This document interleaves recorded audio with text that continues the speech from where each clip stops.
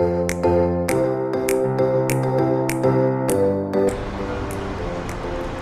with former Buffalo Bills running back Fred Jackson, who is now with the Seattle Seahawks. And Fred, first of all, thank you so much for taking the time out to join us. Well, so far, I mean, not a lot. You can't really get too much out of them, but the big takeaway for everyone today was how well Sammy Watkins did. And he's Well, I work at Channel 7 now. It's my first year doing that since really getting into the media industry back in 2008. I interned with WGR, which developed into a part-time job with WGR Sports Radio 550. Then it developed into a full-time job, and then it wasn't until this past year that Channel 7 decided to hire me. So I've been covering the Bills for the last 5 seasons, and they're taking a year off my life one by one.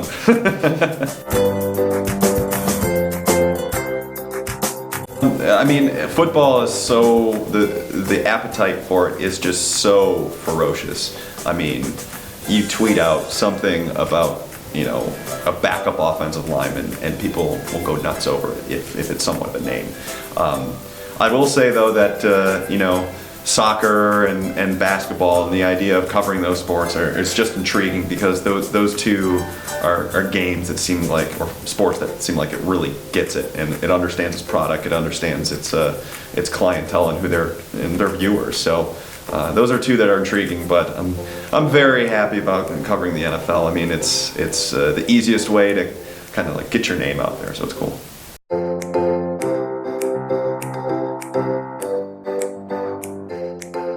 I mean, maybe. I think it also has something to do with just having a better idea of maybe what my niche was. Because when I was at St. Francis, I mean, I knew I wanted to do sports.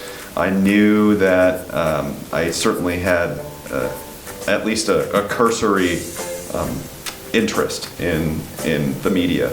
But I didn't know exactly what I wanted to do. I didn't know if I wanted to write, if I wanted to, you know, I didn't know I wanted to be in radio until I got to Buff State. And so having these type of things at your disposal is just such an advantage, and being able to know, like, all right, I love doing this and I'm going to chase this at you know 15, 16, 17, 18 years old is such an advantage over a lot of other people that aren't afforded that. Yeah, Mr. Masor was great because he helped me think outside the box a little bit. Had a few other teachers that I don't think are here anymore that also really showed me the way in that respect. I think I took a journalism course my senior year that, you know, that kind of like sparked a little bit of an interest in that field. So really, you know, just being able to write for an audience is something that I learned a little bit of, and I started to really hook into once I got to college, but I think I would have been a little bit farther away had I not had the experience at St. Francis.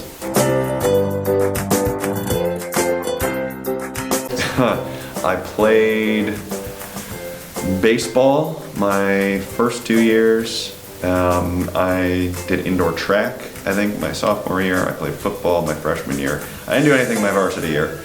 I was known as the 12th man in my varsity year, or I'm sorry, my senior year.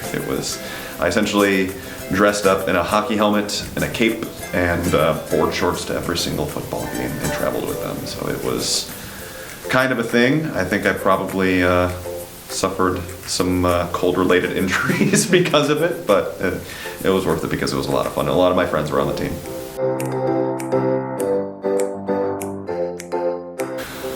Wow. Man, I mean, I know a lot of them right now, so I think they're gonna have an issue with me if I say. Just thinking back, man, no one teacher, like obviously I'm more geared towards the English department and what they do, because that's what I do and it's what interests me most. But there's times where guys back in the day, like Mr. Ellis back in the day was always a funny guy, and Mr. Masor was great because you just have so many great memories from those classes, and some of the other English teachers too that aren't here anymore. Oh gosh, chicken fajita? Do they still do that? Yeah. Is it still big? Still big here? Not the biggest, but it's still Okay. relevant. Okay. Chicken patty was always a big day. Still is. Oh, okay. And then I usually always went with zebra cakes at the end of the day, or one of the little, like the push-up sherbet. Yeah, that was my cup of tea.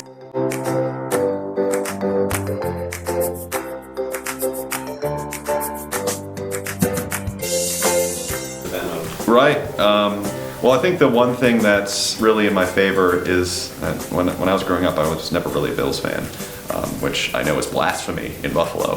But I wasn't a fan of any team. I was a big fan of Brett Favre, and he helped me really develop a huge love for the game. And because of that, I think it really helped me in my in my experience going forward, because it removes yourself from having any amount of bias, because you can't have it, because if you're going to look at a play from an objective viewpoint, then you can't be like, well, you know what, he really tried on that one, so I won't dock him for that. But and whether or not to ask the hard-hitting questions that need to be asked to either LaShawn McCoy or Rex Ryan or whoever the case may be, that part of it isn't hard. But actually, you know what, my job is to keep an eye on sports, so it's like, okay, I can still be a fan of sports, just not a fan of the team, and be a good observer of all things.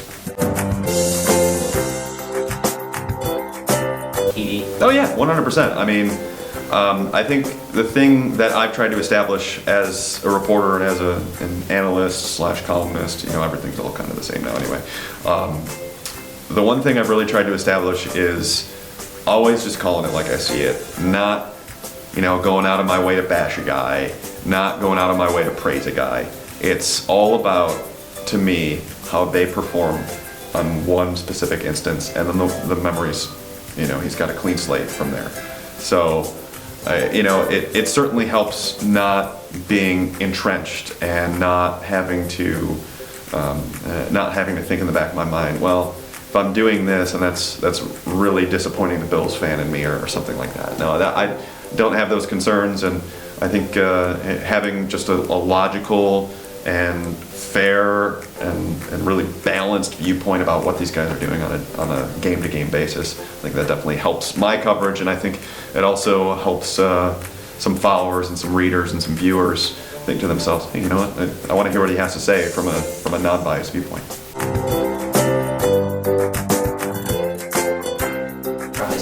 A general tip would be to never stop working at it. Whatever it is, I am 100% a byproduct of chasing something I'm passionate about. And I know it's not always going to work out for everybody, but passion and finding something that drives you will help make the job in the real world feel like anything but that. Like, I'm working, 55, 60 hours a week, which is a lot, considering it, a normal work week is 40 hours, but it doesn't feel like it. Like, I'm sitting around talking about sports because I'm passionate about it, and it's a cool thing, but you also have to work your butt off to get there. And to be quite frank, not everyone works their butt off. They get complacent, and that's why the biggest thing is, if you're not working hard enough, then really someone else is to try and one-up you. So you just constantly have to keep improving yourself, not get complacent and not say, hey, you know what, I do this really well, I'm not gonna continue to work on that. No, ask people for constructive criticism, ask people for help, talk to as many people as you can. And if you do that, no matter what career field you're in, then you'll be a pretty happy person.